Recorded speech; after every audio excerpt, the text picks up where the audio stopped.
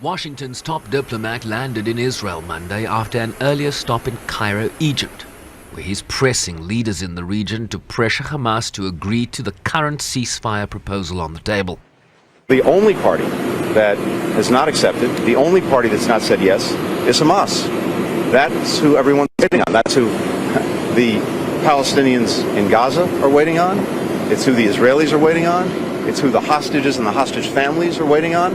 It's who the entire region and the entire world is waiting on. And so we'll see. Does Hamas want to end this conflict, end this war that it started, or not?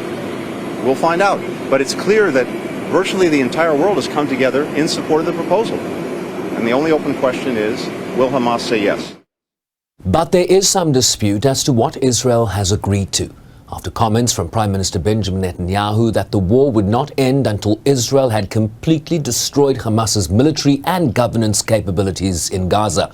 Far-right members of his cabinet also accused the PM of trying to whitewash the deal and threatened to pull out of his coalition government, essentially collapsing it, were he to move ahead with a three-phased proposal.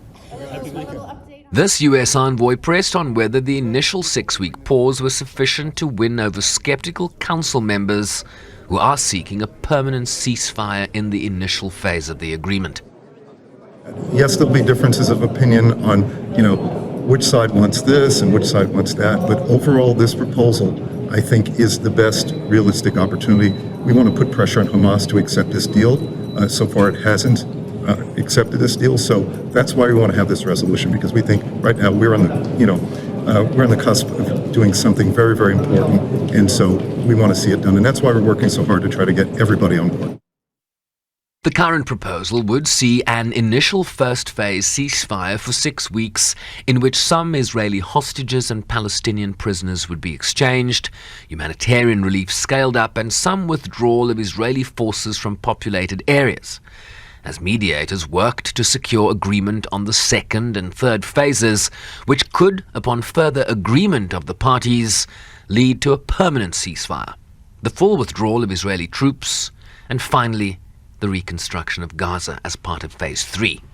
There is no safety within Gaza, and it's a very tragic situation. And to answer the last question that you have asked, any initiative that leads to a ceasefire, that leads to an ending of what's happening now, is of course welcome. We can only hope that that is achieved, because the humanitarian situation bears words. We don't even know how to describe it anymore. It is beyond precarious. It is beyond catastrophic.